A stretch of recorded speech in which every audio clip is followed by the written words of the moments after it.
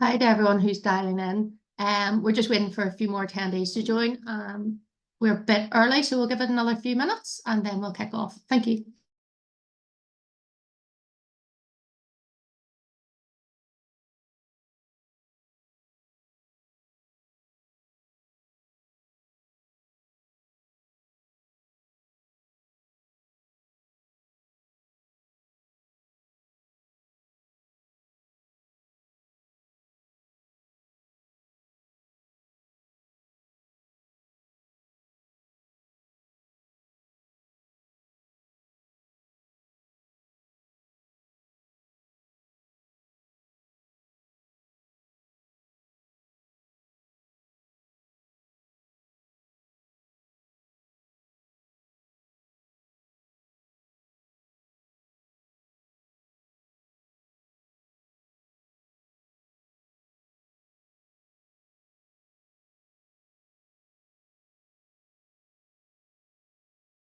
Hi to everyone.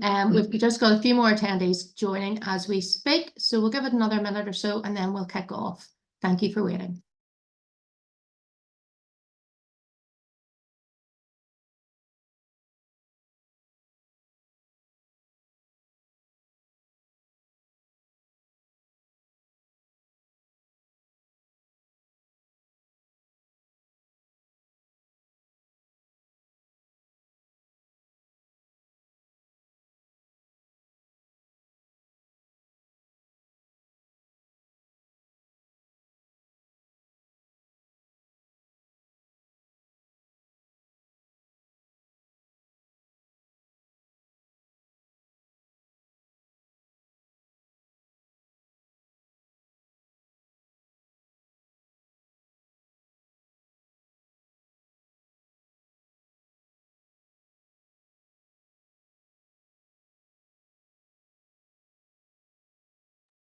Hi everyone, thank you very much for waiting. I think we're ready to kick off. Most people seem to be on.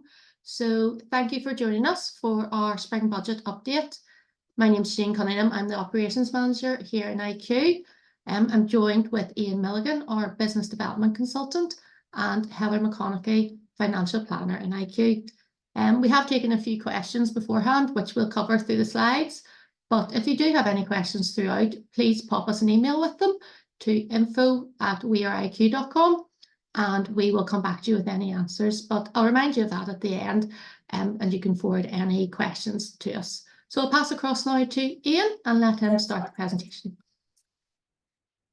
Thanks, Janine, and good afternoon, everyone, and thanks very much for joining us on our spring budget update. We're just going to take 20-25 minutes here to just look at what the Chancellor Jeremy Hunt introduced in his budget last week. And really, we're just going to pull out the key elements that we feel are important to you, our clients, and where we think that maybe, it might be important to get further advice.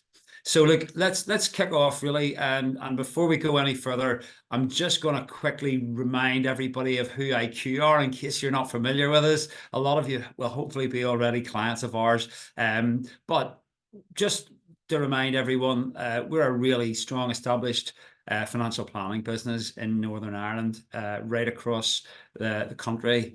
We've been up and running there, as you can see now, since 1999. Started off as Mortgage IQ, but we've really developed our wealth business in the last number of years to the point now where we have quite a lot of money invested on behalf of our clients and managed on behalf of our clients. So we're a very fast growing, dynamic business. And we've got lots of experience, as you can see, plenty of offices, plenty of advisors. So hopefully, if you're not familiar with us, you will be. And if you already are, great that you're a client of ours.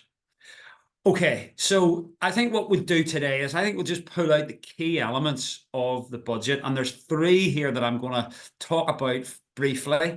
And then I'm going to ask Heather, as an advisor, a wealth manager with ourselves, how these play out for her clients. So the budget itself, it was, I suppose, introduced against a backdrop of very high taxation. We know that we're in a high tax environment, and the reason that the situation really is because the thresholds have not changed and are not likely to change. So the rate at which you start to pay tax, the rate at which you pay higher rate tax have kind of been frozen and are likely to be there until 2028. And the Chancellor didn't really have a lot of headroom because the Office of Budget Responsibility had sort of said beforehand, you cannot cut tax. So what he did do was he was trying to be clever to give something back to people without necessarily changing tax rates. Biggest one there, the biggest headline grabber was probably the change in national insurance. This is something that he'd already done in his autumn statement. So last autumn, when he did his autumn statement, he reduced the rate of national insurance for employed people from 12% down to 10%, and that's now gone a further 2% down from 10 to 8. And he also, at the time, reduced it from 9 to 8 for self-employed people, and that, as you can see, has now gone down to 6%. So those two drops in national insurance do feel like there's a bit of a pay rise for people, if you like, a bit more money in their pocket. And I'm going to talk to Heather about that and how that benefits. And, well, does it benefit? I think it only benefits if you do something with it. That's the point we're going to make. Okay. Child income, child benefit. You weren't eligible for child benefit if you earned over 50,000 prior to the budget. The Chancellor has now said that the point at which you would start to have some of that taken away is now 60,000, but it doesn't disappear altogether because he's also halved the rate at which it's charged and it starts to taper. So from 60,000, it'll start to reduce. You wouldn't lose your child benefit entirely until you're earning over 80,000. So again, it's a bit of a way of trying to give some money back to people who would fall into that.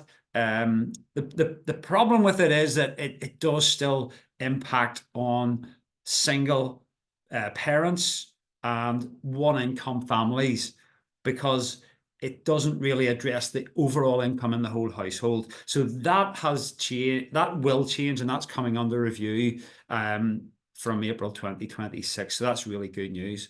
And the other thing I want to talk about today are ISAs. ISAs have stayed at 20,000 as the ISA limit, but under consultation now is this new British ISA, which will be for £5,000, which will hopefully see introduced in the new tax year.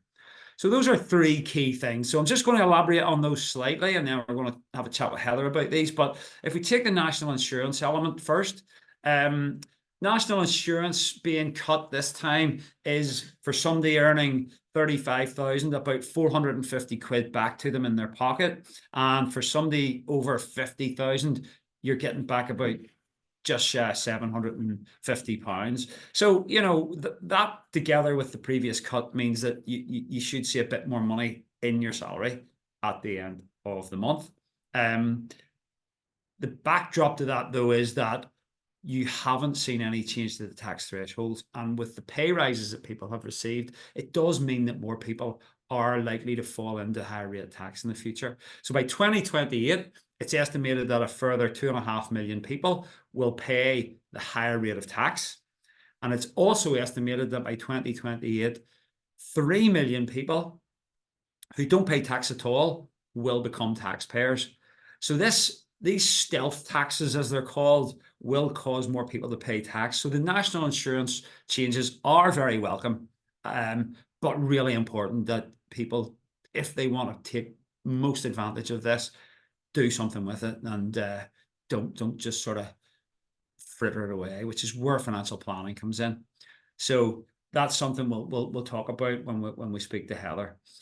The next thing we just want to highlight again is the changes to child benefit, and this hasn't changed since 2013, so it really was worth the Chancellor taking a look at and reviewing. Our good friend Martin Lewis has been campaigning for this for quite some time, and he's been talking to the government and to the Chancellor about this, and he's also highlighting the fact that it does need to change further to make it a whole household based assessment rather than just on one individual within each household. That seems particularly unfair.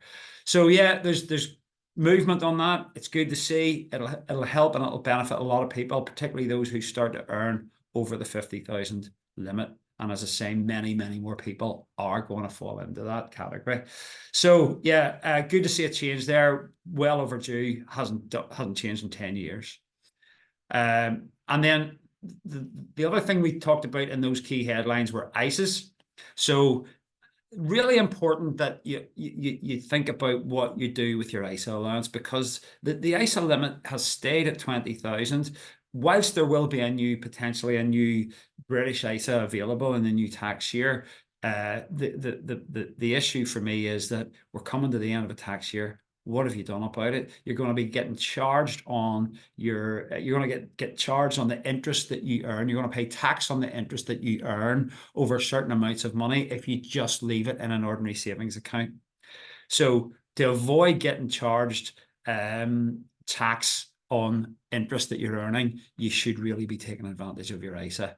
And obviously we're coming to the end of a tax year and the start of a new one. So you have an opportunity to do 2 ISAs if you act quite quickly on that. And I think it's really important that you ask yourself and think about what type of ISA should I use. So the fact that ISAs haven't really changed limit means the need for careful financial planning is really important.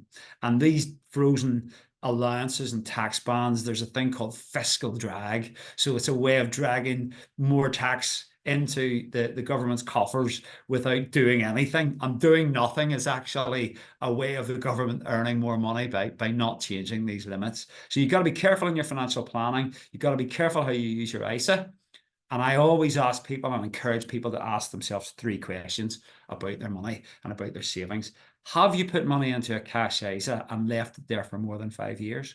So it's important that you have money on deposit for emergencies. Very important part of financial planning. But if you've put money into an ISA and it's sat there for more than 5 years, it's maybe not the best place or the best type of ISA to have invested in, because we know that over time, 5 years or more generally, that stocks and shares or investment ISAs outperform cash ISAs. So you've maybe not made the right choice to leave it there for 5 years. So that's the first question.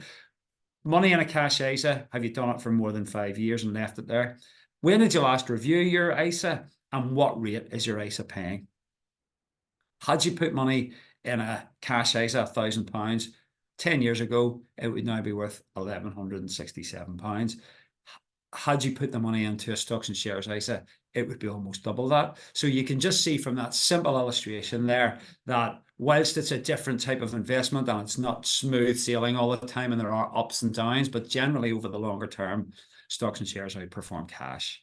So 3 things that we've talked about there very quickly. I'll come on to some of the other key headlines at the end, just in terms of what the Chancellor has done. But before we do that, let's just talk about these 3 key elements. And we had some questions, as Janine said, submitted prior to the webinar.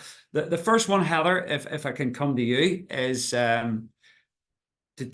had a client who asked, so how do I make the most of the benefit from the reduction in national insurance contributions? So Heather, over to you. Okay, good afternoon, everybody. Thanks to Ian. Really good question, because any benefit that we get in our pocket is amazing. So this is free money that we're going to get. In some respects, that it's going to be more in your paycheck at the end of every month. And really, unless we think of doing something with that, it's just going to get caught up in the everyday expense, cost of living, grocery shopping, all those things that we're all doing every day. That extra money will just get eaten up in that very quickly. So what I talk to my clients about in situations like this, when there's any extra money available, is what are we going to do with that? And there's really sort of 3 key areas that we would look at. What does your emergency fund look like? What pot of money do you have in the event of all those unforeseen things happening that you can put your hands on straight away? Ian's talked about ISA, so we would look at, have you started your ISA? Have you thought about your ISA? Can you add more into your ISA? So that little bit of extra money we could be putting in there. And thirdly, what about your pension?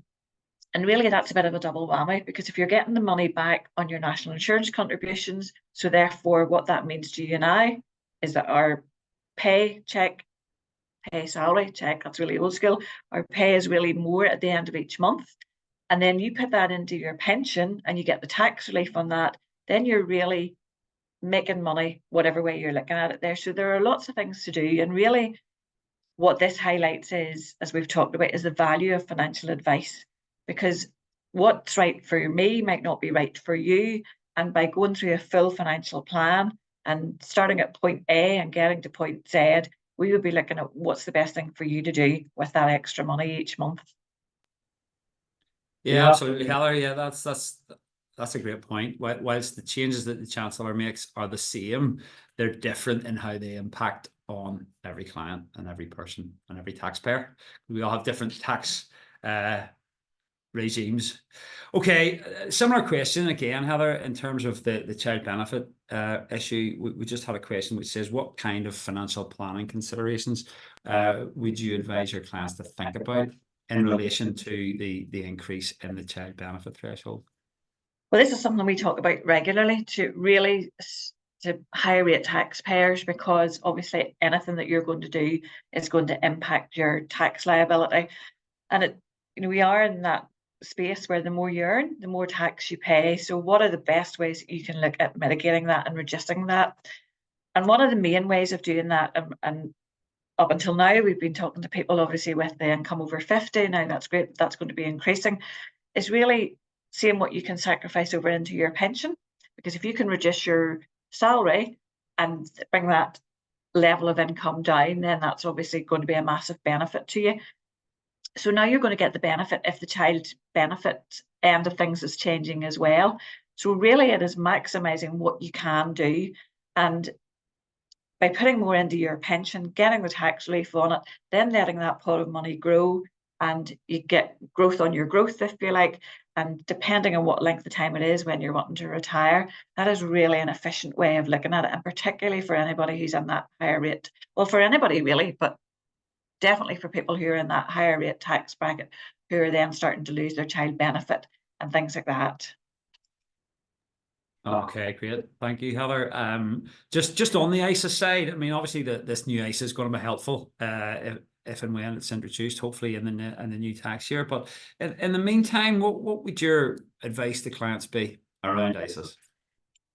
Okay, the ISA allowance is one that we actually find is sometimes really underutilized. It's amazing the number of people that you talk to that know about ISAs but just haven't really done anything about it.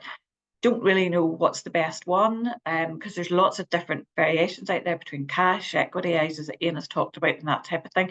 But on a very practical level, if at this minute in time you're sitting with money in savings, and let's take a typical household, maybe 2 adults and 2 children, you have 58,000 of ISA allowance between yourselves and your junior ISA allowance. So you could be putting 58,000 in tax-free now within the next couple of weeks. And then come the 5th of April, put another 58,000 in tax-free. So there's almost £120,000 of your hard-earned money that you're able to get growth on it tax-free. And I suppose the question that I would ask my clients is a bit like what Ian said, is how long have you had that money sitting there? What return have you got on it? Are you then actually losing your personal savings allowance because you're getting return on your money that has taken you over those limits? And really, as taxpayers, this is an allowance that we're being given, and there are so many people who don't utilise that. So what I'd be saying is, great, if we can have this extra 5,000 coming, that's great. That's just somewhere else to put money. But at the minute, definitely look at what you could be doing. And if you don't have 20,000, you can be putting money away each month. So not everybody's going to put it in as one lump sum.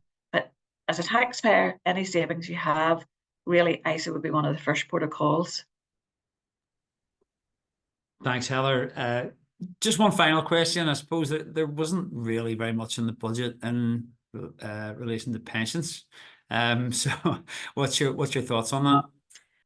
Yeah, disappointing, because we're always looking for that allowance to be increased, and we know that it's gone from 40 to 60 over the last couple of years, which is great. So I suppose the positive side of it was it wasn't reduced. But really, while we have got this allowance, it is making sure that everybody has utilised their pension allowance in whatever way is possible. We don't all have £60,000. We don't all have a £60,000 allowance either, depending on how we're employed. But for a lot of people who have extra money, it's looking at, can you put some of it into your pension?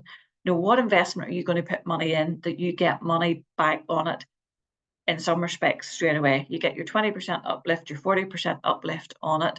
So really it is building for your future, building for retirement. What we would be looking at is, you know, no matter what age you are, when are you planning to retire and what does that look like? And gone are the days where we're going to have these big pension pots. So unless you start to make provision for that now, so really your pension is one of the most important things that we should be looking at.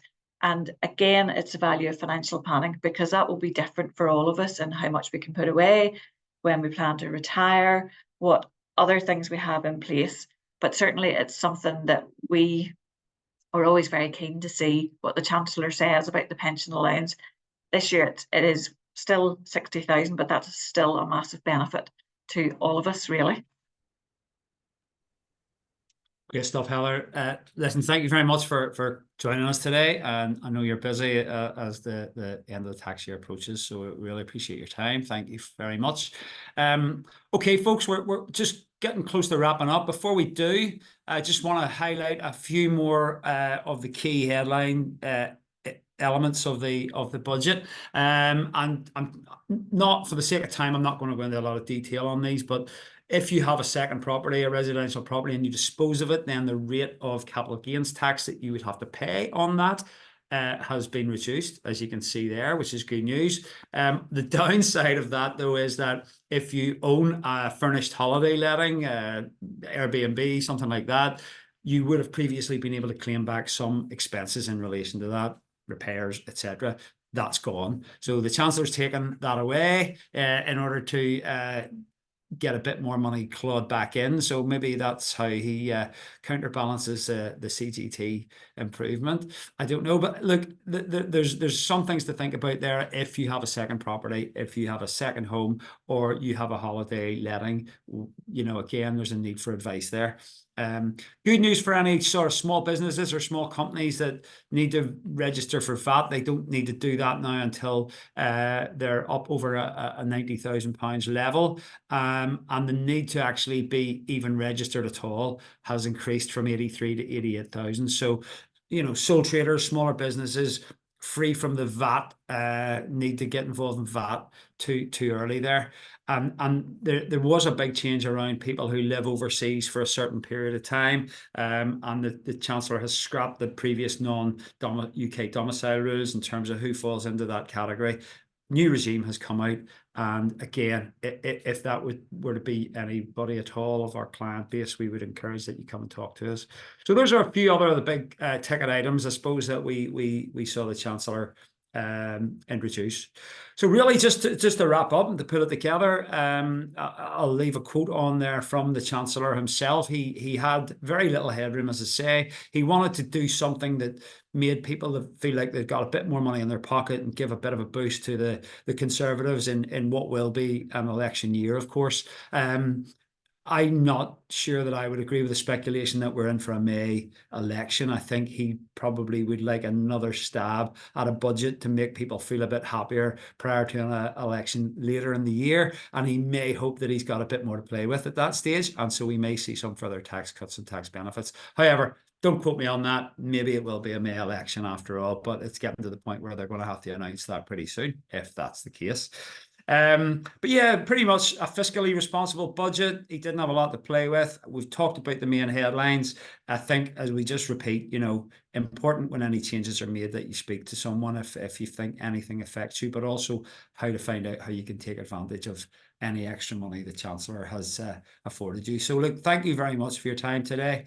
Great to talk to you. I'm going to hand back to Janine, and she's going to let you know how you could come and see us if you feel anything there is of importance to you. So thank you very much indeed. Brilliant. Thank you very much, Ian and Heather. That was a brilliant presentation and very informative.